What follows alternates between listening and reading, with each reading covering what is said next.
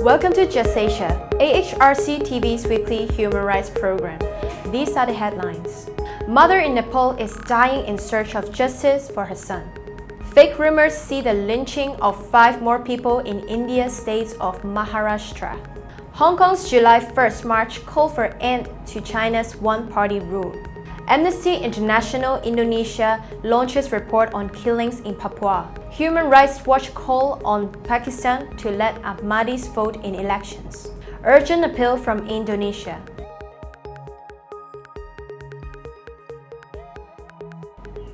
Welcome to AHRC TV's Just Asia. I'm Alexandra. This week, Just Asia begins with Nepal, where a mother is dying in the search for justice.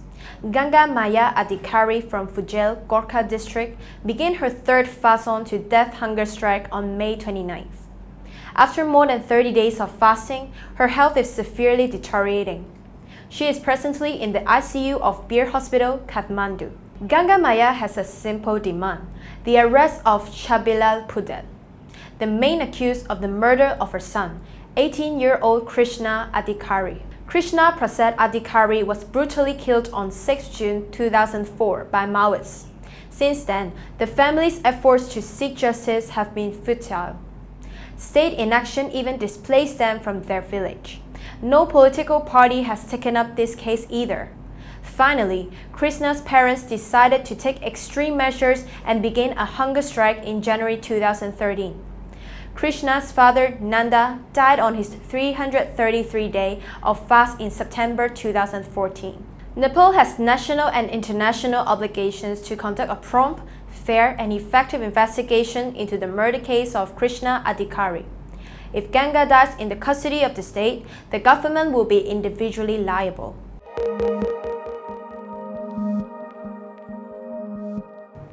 Next, India saw 5 more lynching in the state of Maharashtra on July 1st, once again triggered by fake rumors of child snatchers that have been spreading on WhatsApp. The mob comprised of around 35 persons, and they thrashed the 5 victims to death after they tried to speak to a girl child. According to reports, the victims were nomads who had come from a tribal village, and cases have been registered against members of the mob for murder and other relevant sections of the Indian Penal Code. Apart from Maharashtra, such incidents of lynching have been reported in Tamil Nadu, Assam, Gujarat, Tripura, and Uttar Pradesh in the last 2 months. With some 35 killings due to the circulation of fake rumors, social media is being called India's new serial killer. Authorities clearly need to take quick action to address the phenomenon of fake news and mob mentality.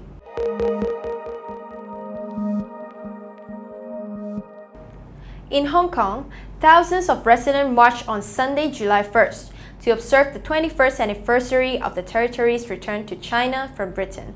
The march was also a public demonstration of people's dissatisfaction with the Hong Kong government and fears about the Chinese Communist Party's growing influence in the city. Previous a British colony, Hong Kong was returned to China in 1997 with the promise that it could maintain for 50 years its own political and economic systems, including civil liberties that the Chinese government denies to citizens on the mainland. But many in the city believe that its freedom and relative autonomy are already eroding.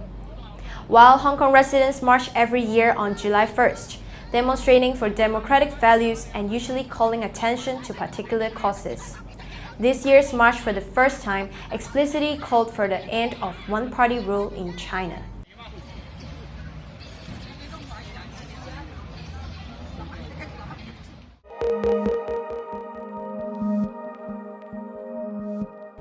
Indonesia's National Office of Amnesty International has just launched a report on unlawful killings committed by the Indonesian security forces in Papua. Amnesty's report documents unlawful killings in Papua between 2010 and 2018.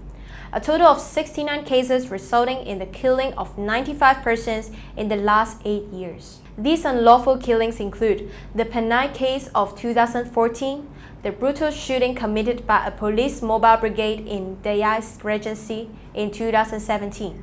In particular, the Penai case consists of a blatant human rights violation in Papua. Despite clear and strong evidence in the case, nothing has been done to prosecute the perpetrator. In response to Amnesty's report, President Widodo's Chief of Staff, Mr. Muldoko, stated that the unlawful killing cases occurred in the last 10 years, and therefore the report is not directly pointing at the current government. In addition, Mr. Muldoko claimed that President Widodo's government had issued amnesty for Papuan political prisoners.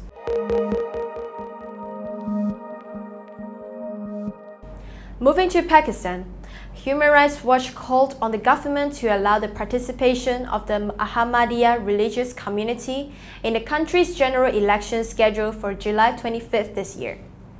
The rights watchdog said the government should drop discriminatory provisions in the electoral law that effectively exclude Ahmadis because of their religious beliefs.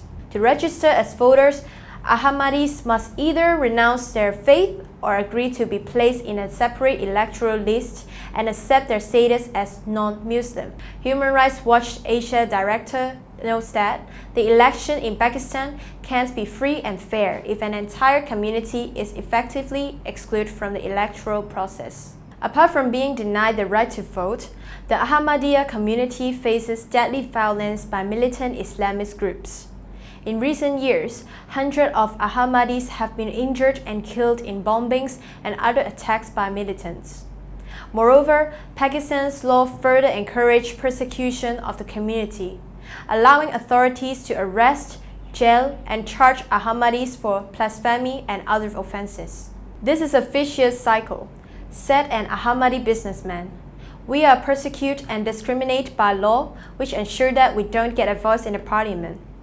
And since we don't have a voice, there is nothing that we can do to have these laws changed.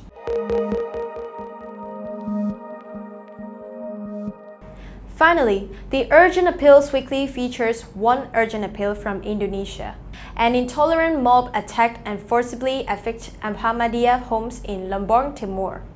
The police and the local government failed to ensure protection for the Ahmadiyya.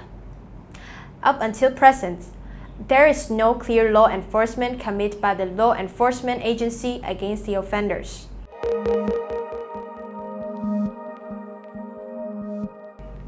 That is all for this episode of Just Asia.